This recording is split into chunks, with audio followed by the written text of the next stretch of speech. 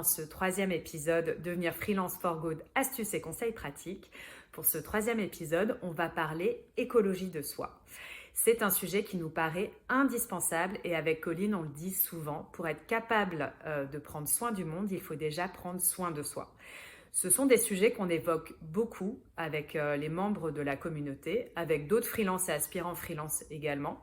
Et du coup, ça nous paraissait vraiment important de vous délivrer quelques conseils pour pouvoir prendre soin de soi, ne pas se cramer et vivre cette aventure sereinement, même dans les périodes de stress.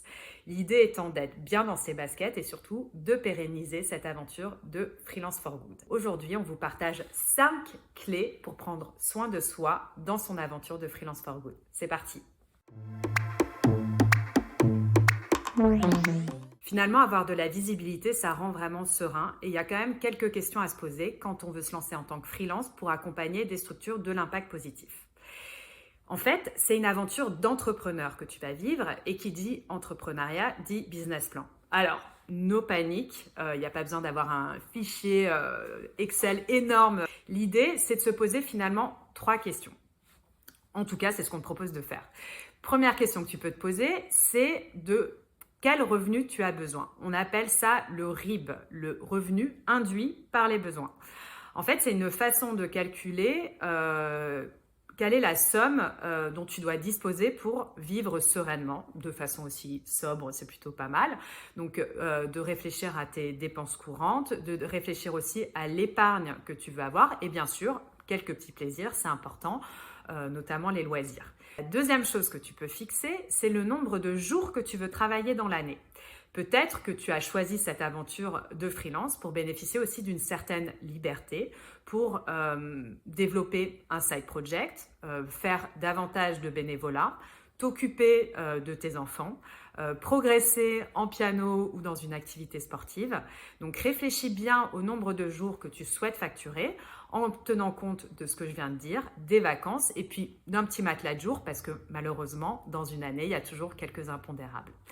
Et la troisième variable sur laquelle il faut que tu réfléchisses, c'est ton TJM. Et alors ça, on sait que c'est un peu le point de douleur de tous les freelance for good qui se lancent. Attention, on a tendance toujours à vouloir se baisser son TJM en se disant que les structures à impact n'ont pas de moyens. C'est faux et c'est surtout important de ne pas précariser ta situation financière. Donc, ce que tu peux faire, c'est regarder concrètement ce que tu vaux et un peu jauger ça sur des plateformes de freelancing type Malte. Tu peux aussi aller regarder sur notre blog. On a 2-3 articles intéressants pour justement réfléchir à ce TJM.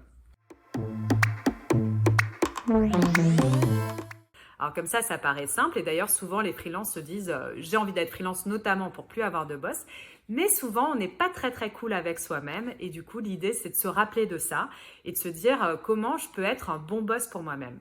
La première chose sur laquelle tu peux travailler sur ce point-là, c'est te faire confiance et soigner ton syndrome de l'imposteur. On l'a vu en discutant avec tous les freelances avec lesquels on a l'occasion d'échanger, ce syndrome de l'imposteur est souvent très fort parce que on est entrepreneur donc dans une situation de risque, parce qu'on n'a pas forcément un bac+12 en développement durable et du coup on peut avoir un sentiment d'illégitimité à proposer ses services à des acteurs de l'impact. Et tout ça fait qu'on n'est pas hyper à l'aise et qu'on a l'impression de ne pas être au bon endroit. C'est un sentiment normal et rassure-toi, tu n'es pas le seul à avoir cette émotion-là et à devoir composer avec. Du coup, l'idée, c'est un peu de travailler là-dessus, de l'accepter. Pourquoi pas d'écouter des podcasts où il y a pas mal de lectures aussi sur ce sujet-là. Nous, un podcast qu'on aime bien, c'est Change ma vie. Il y a d'ailleurs un épisode qui est dédié au sujet du syndrome de l'imposteur. Deuxième sujet, hyper important pour être un bon boss pour soi-même, c'est tout simplement de demander l'avis aux autres, de demander des conseils aux sachants. On ne peut pas être le meilleur dans tout. Or, tu as plein de choses à gérer. Ton personal branding, tes missions, ton admin, le réseautage. Et c'est pas simple d'être le meilleur sur tous ces pans de ta vie de solopreneur. Tu vas pouvoir te nourrir des expériences et des expertises des personnes qui t'entourent. Troisième point important pour être un super boss avec soi-même, c'est se féliciter pour les petites et les grandes victoires.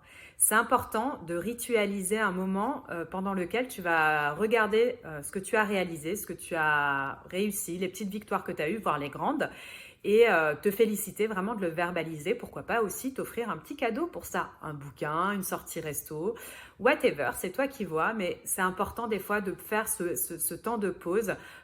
Il y a le sujet aussi des petits échecs. Nous, on préfère parler d'expérience ou d'axes d'amélioration. C'est vraiment ceux qui ont le plus essayé, qui ont finalement réussi. Donc, essaie de voir comment ne pas le refaire une deuxième fois ou comment faire mieux la prochaine fois. Et enfin, le dernier point, c'est de chercher du feedback. Tu n'auras pas un boss qui te fera un entretien annuel. Du coup, c'est important d'aller chercher le feedback ailleurs, notamment chez ses clients. C'est quelque chose qu'on a tendance à oublier à faire en fin de mission ou même en point d'étape. Or, en général, quand on est investi dans sa mission, ces feedbacks sont plutôt positifs. Ou même s'il y a des points à améliorer, eh ben, tant mieux, c'est que tu feras mieux la prochaine fois.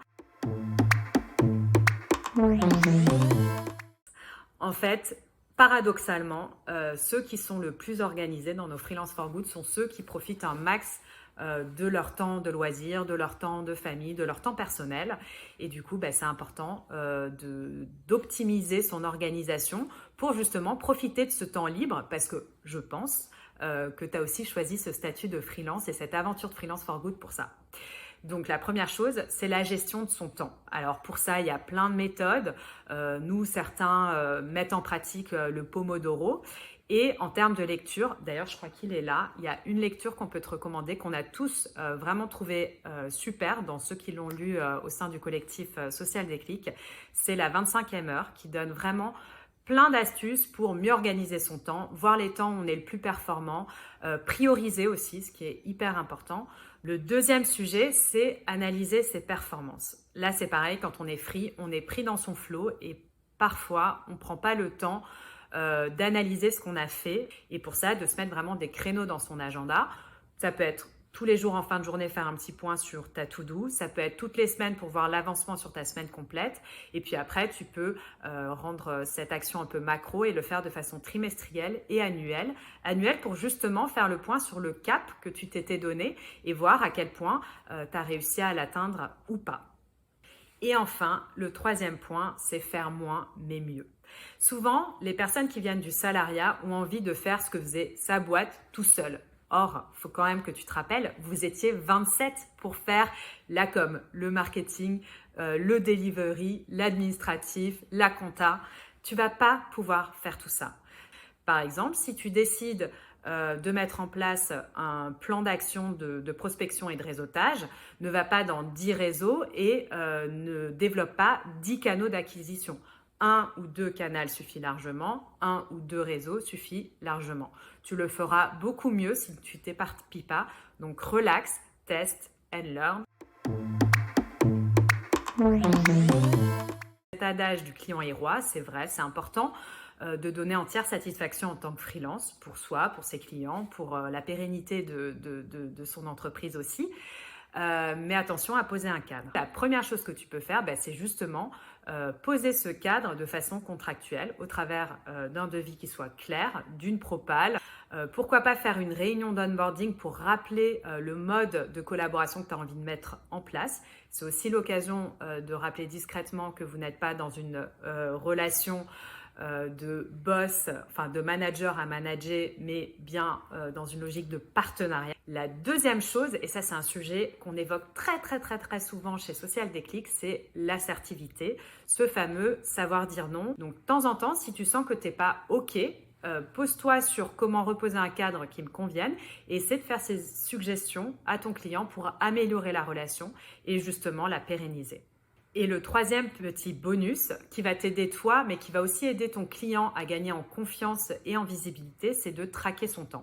Alors, ce conseil n'est pas valable pour toutes les missions, mais pour certaines, ça peut être pas mal. Et même pour optimiser ta performance et ta gestion du temps, il existe des petites extensions. Tu vois le temps que tu passes réellement et à mon avis, tu as déjà remarqué qu'on a tendance à sous-évaluer le temps qu'on passe sur les tâches. Et du coup, traquer son temps permet de mieux ajuster ses propales, de montrer à son client réel qu'on a passé, même si on ne lui montre pas forcément le tracker, mais on peut lui faire un petit reporting. On va pas faire un cours sur comment adopter une vie saine, faire une cuisine équilibrée, etc. Mais pareil, c'est des sujets qu'on évoque assez régulièrement avec les Freelance for Good de la communauté. Donc on se disait que ce serait sympa de vous partager quelques petits conseils qui proviennent de ces retours d'expérience. Premier petit conseil, très simple, rapide, efficace, bouge ton boule. Ça ne veut pas forcément dire de faire 15 heures de CrossFit par semaine, mais ne serait-ce que marcher. Pourquoi pas proposer aussi à certains clients, à certains partenaires de faire, plutôt que faire des réunions statiques, de le faire en marchant. Même tes calls, tu peux les faire en marchant. C'est important voilà, de sortir de cette posture statique qu'on a tous tendance à avoir. Deuxième conseil, aménage ton poste de travail. Essaie quand même d'observer un petit peu les petites douleurs que tu peux avoir pour voir comment tu peux aménager. Ça peut être un bouquin sur ton PC, ça peut être des filtres bleus sur ton écran ou sur tes lunettes. Ça peut être le point d'avant de juste voilà, faire régulièrement des petites pauses toutes les 45 minutes, 1 heure pour remettre un peu son corps en mouvement. Mais vraiment, c'est important d'aménager son poste de travail. Troisième point, il n'y a pas que le travail dans la vie, il y a... Et là, c'est une phrase que tu peux terminer toi. Tu bénéficies en tant que freelance for good d'une liberté incroyable et qu'il faut la prendre, oser la prendre. Et du coup, de se mettre aussi dans l'année quelque chose que tu aimerais réaliser à titre personnel, une performance sportive, progresser sur un instrument de musique, écrire les mémoires de ta grand-mère, qu'importe, mais c'est hyper source de plaisir d'arriver à avoir ces réalisations personnelles. Donc, essaie de réfléchir, c'est une invitation en tout cas qu'on te fait, essaie de réfléchir à quelque chose qui pourrait te faire plaisir, une réalisation personnelle au-delà du travail. Voilà, le troisième épisode est terminé. Donc, l'idée n'était pas du tout de te mettre la pression, mais de t'inviter à te poser ces questions-là et d'avancer à petits pas et surtout de formaliser des choses, de mettre des créneaux dans ton agenda pour analyser tes performances, de prendre le temps de regarder dans le rétro, de prendre le temps de te féliciter. C'est toi qui vois où sont tes priorités par rapport à tout ce qu'on a proposé. Tout ce qu'on a proposé, bien sûr, c'est pas exhaustif. Donc, si tu as des idées en plus, n'hésite pas à les mettre en commentaire. On sera ravis de nourrir cette grande liste. Et voilà, et si à ton tour, tu as envie de devenir Freelance for Good, que tu te poses des questions, on te met aussi en lien en commentaire toutes les informations pour rejoindre la communauté ou participer à notre programme Freelance for Good ou tout simplement prendre un visio-café avec Colline ou moi pour discuter 30 minutes de votre projet de Freelance for Good. On adore ça, parler avec vous, donc surtout n'hésitez pas et prenez soin de vous. Bisous.